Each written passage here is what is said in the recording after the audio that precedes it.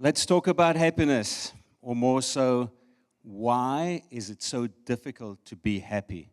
Because it feels like we're chasing happiness round and round in circles. And I wonder, maybe we've been looking in the wrong places.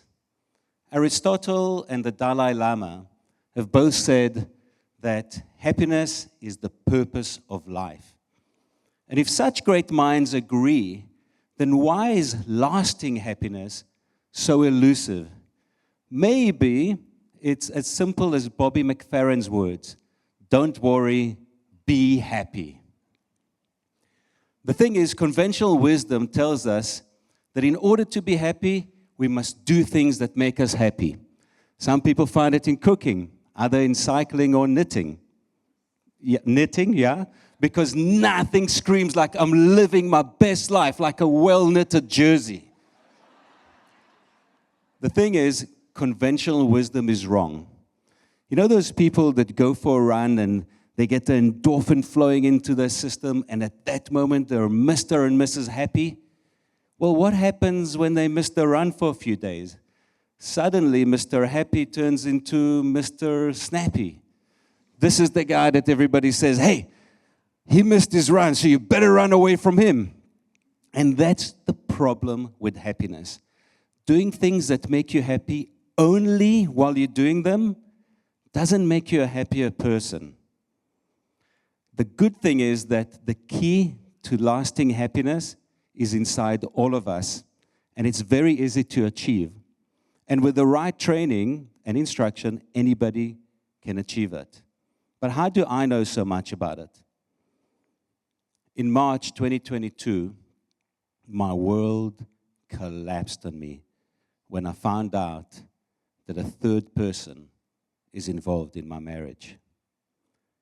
Finding the text between my wife and her older male friend was like death by 1,000 cuts. To make things worse, I blamed myself for it, and I thought I was a terrible person. The pain of betrayal and rejection was too much, and I felt unhappy and unloved. After wallowing in self-pity for a couple of months, I vowed to hack my broken heart. A friend told me that the only person that needs to love me for me to be happy is myself. And I loved that idea, but I just didn't know how to go about doing it. Must I take myself out on a date? Or maybe book a dirty weekend away and have wild, passionate sex with myself? I mean, do I really want to win the world's masturbating championships?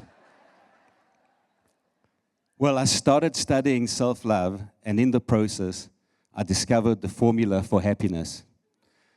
Today, I stand before you happier than I've ever been. And I'm going to share 3 things with you tonight that you can take home and maybe use for your journey for happiness. In the book, Love Yourself Like Your Life Depends on It, the author went through a similar experience to mine when he discovered the power of affirmations. He said to himself continually, I love myself.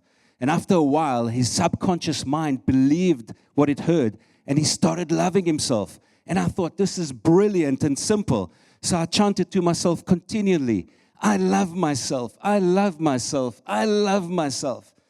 And after a month of unwavering commitment, I woke up one morning, and guess what happened? Freaking nothing happened. I didn't love myself. I felt like this whole thing was a hoax. I felt so bad about myself that I decided to write a love letter to myself. I wrote about all the things that are good about me, about my strength, about my talents, about my unique abilities. And when I read that letter, I realized, hey, Alon, you're not a bad guy. You're actually quite a good guy. So it was time to rewrite my affirmations. You see, affirmations using just words are pointless. But if affirmations are powered by beliefs and emotions, they're powerful. And I had the right beliefs and emotions. So when I read it, it started acting its impact immediately.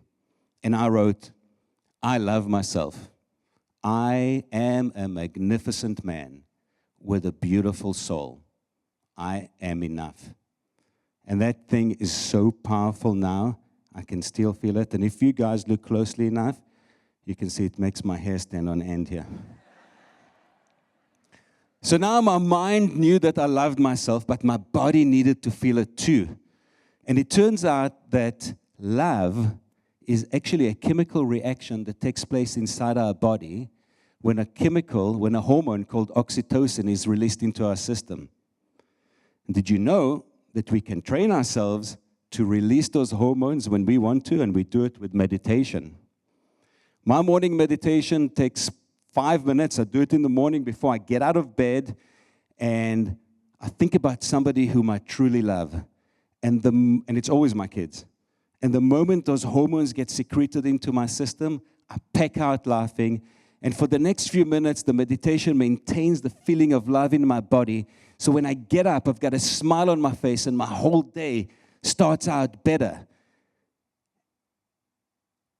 About 6 months after Heartbreak Day, I was standing in the supermarket, and for no reason whatsoever, this wave of joy and happiness just engulfed me. There was no reason for it whatsoever. It's not as if hummus wasn't special or anything.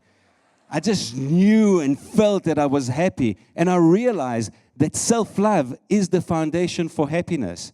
So as you leave here today, I want you to take these three things home with you. Craft your affirmations to change your mindset. Meditation is helpful in changing your physical state, and you should write a love letter to yourself.